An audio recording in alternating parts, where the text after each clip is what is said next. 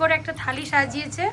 তো কি কি আছে থালিতে দেখা যাক, মা বলো। ভাত, কাঁচকলার খোসা বাটা, কাঁচকলার খোসা শাক বাটা, ভাজা বড়ি দিয়ে, মানকচু নারকল দিয়ে বাটা, রুই মাছ ভাজা, বাঁধাকপির পাকোড়া, বেগুন ভাজা আর ভেজ ডাল। ভেজ ডালের মধ্যে রয়েছে সব রকম সবজি। কি কি আছে? টমেটো, গাজর, বিনস, ফুলকপি, মটরশুঁটি। আচ্ছা, এই সব কিছু দিয়ে একটা ভেজ ডাল। তো এই হচ্ছে আজকে আমাদের লাঞ্চ থালি। এই শাক দিয়ে, শাকটা কেমন হয়েছে?